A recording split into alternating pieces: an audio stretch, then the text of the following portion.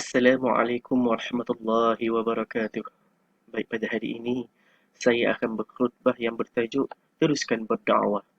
Baik, Dr. Yusuf Al-Qadrawi telah menyatakan bahawa dakwah adalah satu usaha untuk membawa orang lain kepada agama Islam, melaksanakan semua ketetapan di muka bumi ini, menyeru kepada kebaikan dan juga mencegah kepada kemungkaran serta berjihad ke jalan Allah.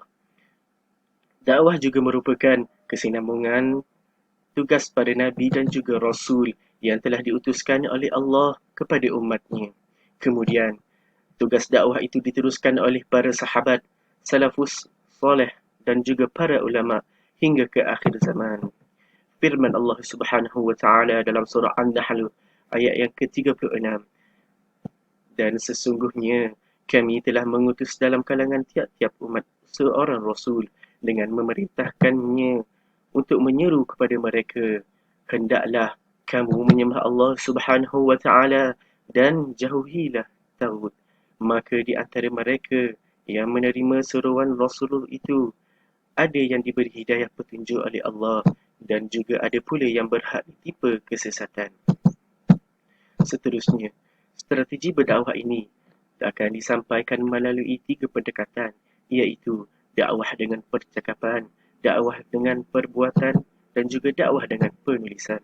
Rasulullah sallallahu alaihi wasallam adalah menjadi ikutan yang terbaik dalam berdakwah. Baginda sallallahu alaihi wasallam telah dapat menyempurnakan strategi dakwah beliau melalui ketiga-tiga pendekatan yang disebutkan tadi bersama-sama para sahabat baginda. Seterusnya, dakwah juga merupakan usaha yang berterusan dan bukan bermusim. Ianya perlu dilaksanakan secara bersungguh-sungguh dan ikhlas walaupun menghadapi pelbagai cabaran dan dugaan.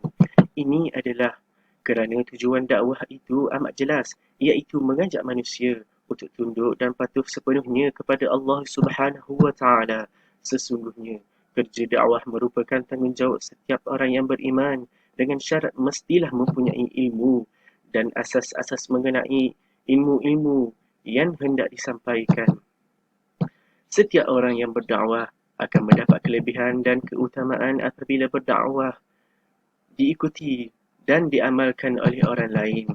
Hadis daripada Jarir bin Abdullah radhiyallahu anhu bahawa Rasulullah sallallahu alaihi wasallam bersabda, sesiapa mengajak orang kepada kebaikan, maka dia akan mendapat pahala seperti orang-orang yang mengikutinya tanpa mengurangi pahala mereka sedikit pun.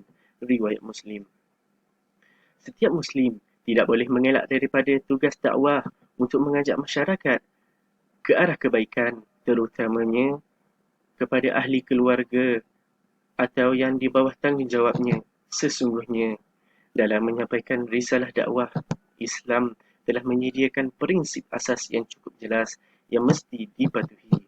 Sebagaimana firman Allah Subhanahu wa taala dalam surah An-Nahl ayat yang ke-125 yang bermaksud, serulah ke jalan Tuhanmu wahai Muhammad dengan hikmah kebijaksanaan dan juga nasihat pengajaran yang baik, dan berbahaslah dengan mereka yang engkau serukan itu dengan cara yang lebih baik.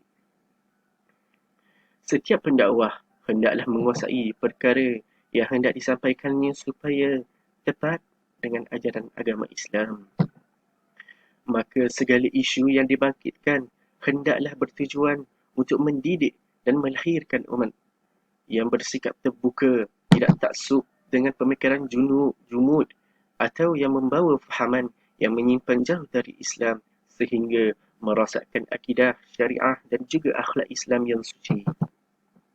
Setiap pendakwah Islam sentiasa mendalami ilmu, terutamanya tentang apa yang hendak disampaikan, bersifat jujur serta ikhlas untuk memahami selok-belok tarbiyah Islamiah kerana ia sangat diperlukan untuk mendidik hati-hati yang menjadi sasaran dakwahnya. Firman Allah Subhanahu wa taala dalam surah Yusuf ayat yang ke-108, katakanlah wahai Muhammad, inilah jalanku, aku dan orang-orang yang menurutku menyeru manusia umumnya kepada agama Allah dengan berdasarkan keterangan dan bukti yang jelas dan nyata. Dan aku menegaskan, Maha Suci Allah dari segala i'tiqad dan perbuatan syirik, dan bukanlah aku dari golongan yang mempersekutukan Allah dengan sesuatu yang lain. Oleh yang demikian, pendakwah mestilah bijak memilih cara yang berkesan, peralatan dan masa yang sesuai, serta pengucapan awam yang dapat memikat hati. Jangan terlalu mengejar keuntungan dan populariti semata-mata yang boleh mengakibatkan program yang baik, matlamat yang baik tetapi caranya yang tidak baik. Yang berlebihan, maka kesudahannya berakhir sebagai tidak baik. Pendakwah mestilah mengetahui siapakah yang menjadi sasaran dakwahnya. Pepatah pernah mengatakan, lain lubuk, lain ikannya, lain padang, lain belalangnya. Rasulullah sallallahu alaihi wasallam pernah memperingatkan setiap dai hendaklah bercakap mengikut kadar akal seseorang, adalah dinasihatkan dan diingatkan kepada pendakwah supaya mematuhi dan mengikuti peraturan yang telah ditetapkan oleh pihak-pihak berkuasa agama seperti memiliki tauliah.